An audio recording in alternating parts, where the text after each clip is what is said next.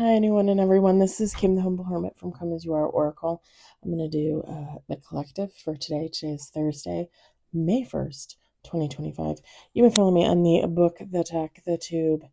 Sorry, scratch that. You may follow me on the talk, the tube, the lemonade, the Blue Sky Social, the Pinterest, my blog, or not. Totally up to you.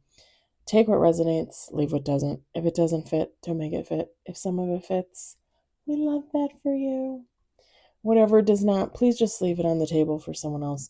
We don't need you taking on energy that wasn't meant for you. We're going to use the Spill Tea deck from Amazon. I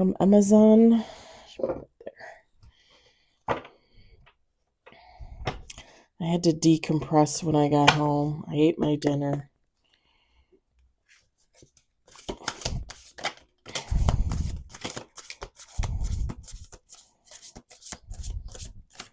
Okay, we got like...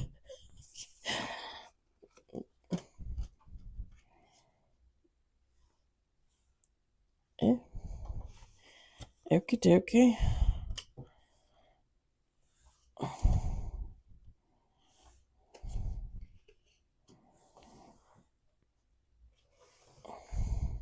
We got 7 on the table. That was fast. We're going to do 2 more shuffles.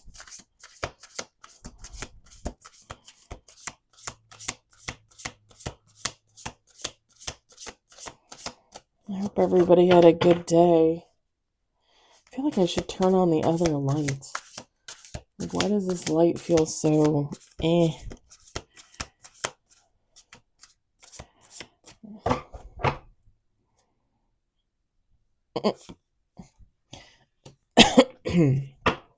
We got 8 with the bottom of the deck. Hold on, let me try this light.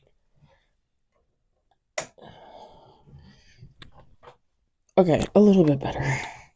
A little bit better. We got 8 with bottom of the deck. We've got doubts surface.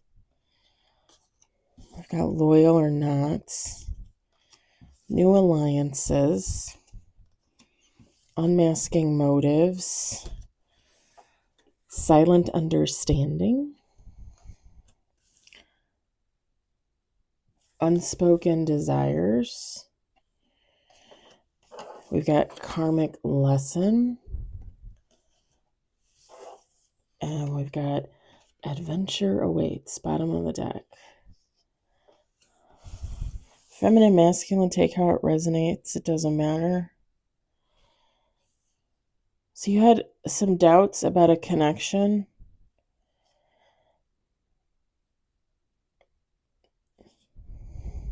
This doesn't have to be a lover's situation.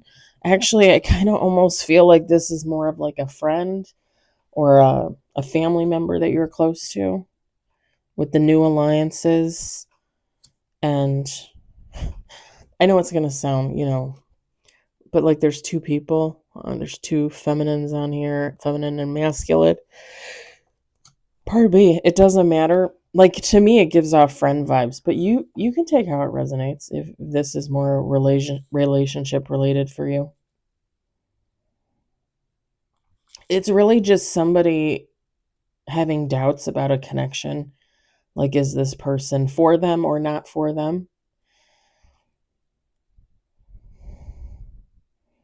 And with the new alliances, this is somebody like making new friends, hanging out with other family members, or looking for new love connections. Because when this person does this, they're going to realize that there was something wrong with that other relationship, friendship, family member, whatever they were, lover, doesn't matter. Like, they're going to realize there was something wrong there. With the unmasking motives, it says some people's true motives begin to surface. Sometimes you have to take a step away and kind of look from the outside in, right? Just to kind of see.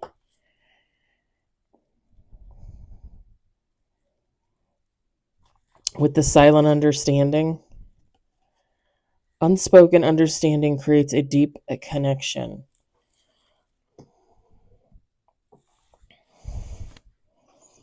If you leave one friend, and I'm just going to use friend, you guys can take how it resonates. if you leave one friend because you don't think that this connection is what it should be, like there's something missing there, or there's something wrong there, and you move on and like find a new friend and you hang out with this friend and you see in that friendship all that was missing from that other friendship, you realize that that person was not for you. Now, with the karmic lesson card, this is you realizing, or this is someone realizing that another person had like negative energy, karmic energy, toxic energy, low vibrational energy, however you want to say that. That affects a relationship, a friendship. It just does. Whether that other person wants it to or you want it to, right? It affects it.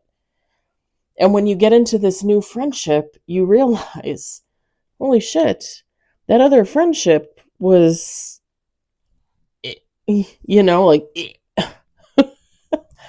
not to be mean. It's just,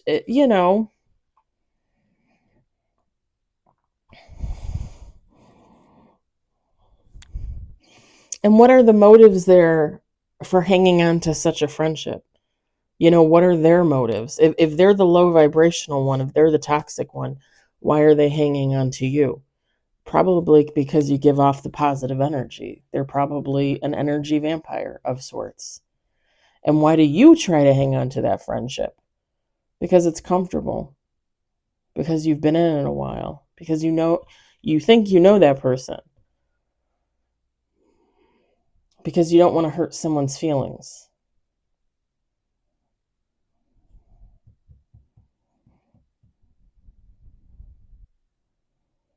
But once you realize with the unspoken desires, once you realize the difference between the good friendship and the bad friendship, you realize you want more friends that are like the friend from the good friendship. And the person that is the bad friendship, that is a part of the bad friendship, like you're ready to let that go and you're ready to move on for that, and you're not looking for that in anyone else. And technically, now you should know what to and what not to look for, right?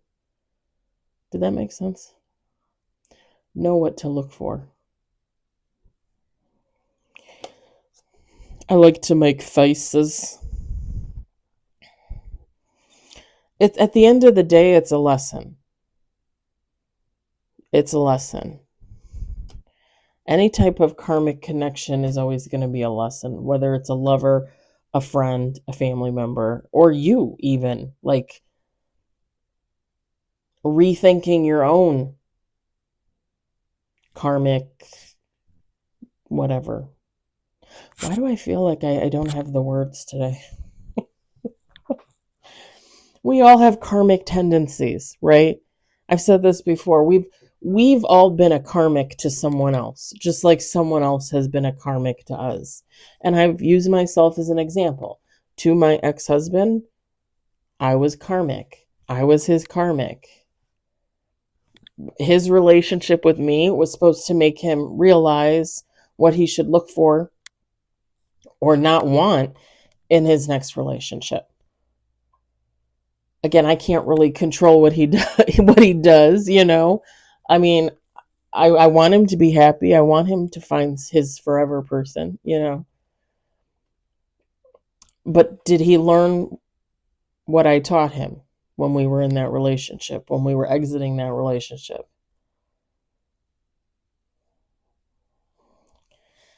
I mean, I personally don't think he learned anything, but yeah, maybe eventually he will. I only say that because I think I told you guys last week or the week before or something like that. He had told me he kind of was dating someone from work, but it wasn't working out. And before he met me, he had dated someone from work and it didn't work out. And to me, it's him sliding back into old patterns, right? That's what it looks like to me. Like he dated someone from work before me. Now he's trying to date someone after me. It's like he didn't have any luck online, He didn't meet anybody he liked. Whatever the case may be, or maybe people didn't like him. Who knows? right? Everybody has their own preferences, their own tastes. So he just like automatically goes for someone at work. Pardon me. The heck? That was like a yawn fighting to get out. Um, I don't really believe in workplace romances because most of the times they don't end well, you know? I had one a long time ago, and he wasn't even really in our workplace, but he was around, and I say our like you guys know who the other people are that worked at the store. Anyway, um, and I told myself I was gonna never do that again, and I haven't. When I met the ex-husband, we met on OkCupid, and yeah, we just started seeing each other. But I don't date people in the workplace. And it's not like where I'm at now I haven't been tempted, I have, but at the same time it's like you just don't shit where you eat. You just don't. You do not.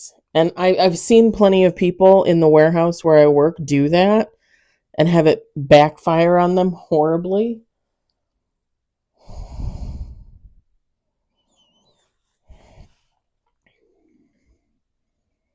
And my thing is, and I don't think I'm an asshole for saying this because I'm not trying to be conceited or anything, but if I were to date someone at work and they were to break up with me, I would be upset, but I would get over it and like we would work together. So I would just figure out a way to make it work. You know what I mean? But not a lot of people can do that. Not a lot of people can do that. So I really, when I think about workplace romances, I'm more worried about the other person than I'm worried about me. Because eventually I'll just get over it. You know? Just another person, another no-go on a relationship. It's not a big deal, like cuz I know that I'm happy by myself and I can be on my own. I don't necessarily need another person. But if I were to date somebody at work and then I break up with them and then they get pissed off, like I don't want that. Anywho, I don't know how we got off on that tangent.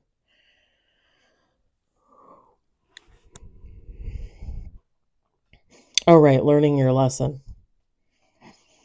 I learned my lesson the first time. The ex-husband did not. I think once you figure out and you use your intuitive capabilities, your psychic abilities, whatever you've got going on for you, once you figure out the people that are for you and the people that aren't, it's just going to be fun. You won't have to worry about, is this person backstabbing me, talking shit about me, being mean to me behind my back, saying things. Nobody should have to worry about that with a friend, a family member, a lover.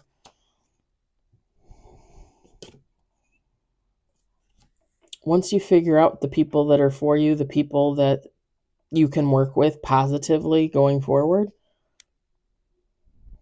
good times.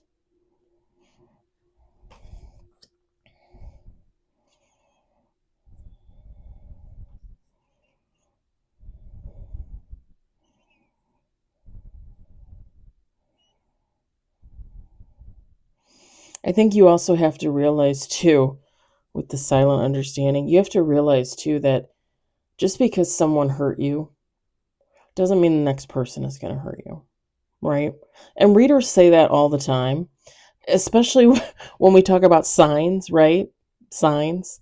You know, I think I've even said in the past, like, I don't typically do well with Scorpios. The ex that swung around 2 months ago, Scorpio.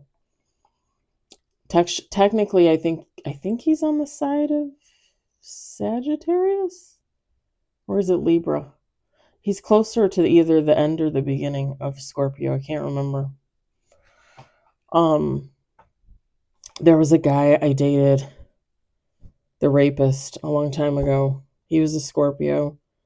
I do really well with Scorpio females, for sure. That I know. Hey, Olivia's walking her poochies. After what the ex-best friend did to me, I kind of had a little bias against Taurus, but you have to learn to release that because it's just dumb. It's just dumb. Not every Taurus is going to sexually assault me. Not every Scorpio is going to cheat on me with another woman. That, I mean, if that were to happen like every time, I'd be like, what are you doing up there? I tend to get along really well with Leos, fellow Geminis.